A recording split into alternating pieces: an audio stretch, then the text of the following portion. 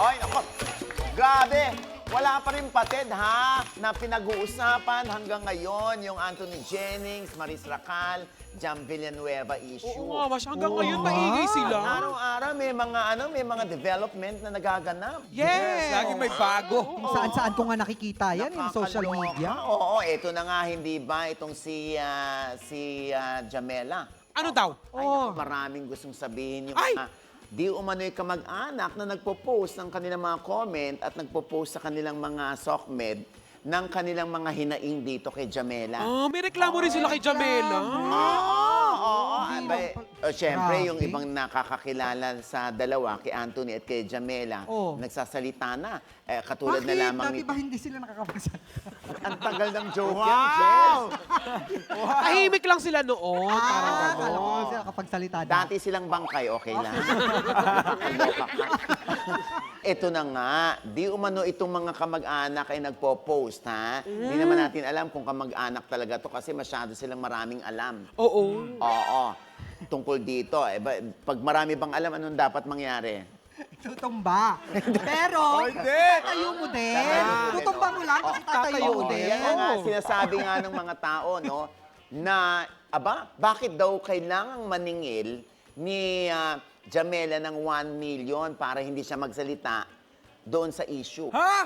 Grabe! So parang, Nauna na itong nangyari na kung nakapagbigay daw sana si Anthony Jennings ng 1M dito kay Jamela, hindi na raw dapat ito lumaki pa at hindi na nalaman ng mga tao yung mga screenshots. ay, nanghihingi pala siya ng pera. Pabigay na raw kay Jamela ng 1M, bigla raw humirit itong si Jamela according dun sa post na kailangan sa lahat ng endorsement contracts mo, meron akong 15%. Oh my God! Ilang percent? Ilang percent? 15%. Papa, baka balak niya maging manager. Oh, hindi pag manager, di ba 30%? O, hindi naman 30% sinisingil namin sa'yo noon, ha? Anong Nakakaloka bakit? ka. Ganun ba yun? Ano lang kami, binawasan namin 29%. 20 lang. 29? So, ang tanong ngayon, totoo ba yung mga claim? Kasi meron pang humirit na parang kamag-anak daw yata na si Anthony Jennings ang breadwinner ng family.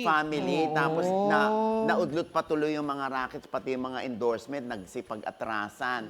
Oo. Paano daw kasi kinokontrol daw nitong si Jamela ang finances ni Anthony? Oh my God!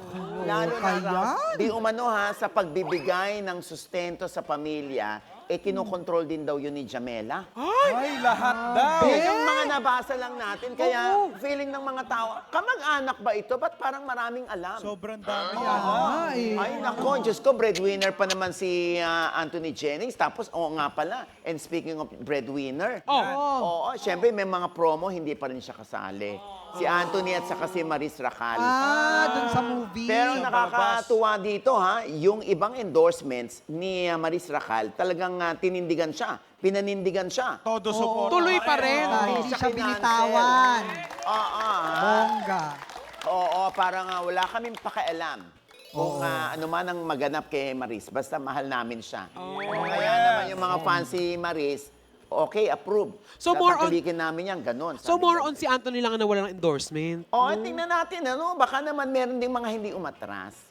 Papaw nabasa ko pa, para may mga screenshots din daw yung mga kamag-anak nila Nino? Ni, di ba ni Anthony? Ikaw nakabasa, ikaw magsabi. Anong kwento doon? Alam mo, kung saan ko nabasa yon Sa vlog mo. Sa akin din pala.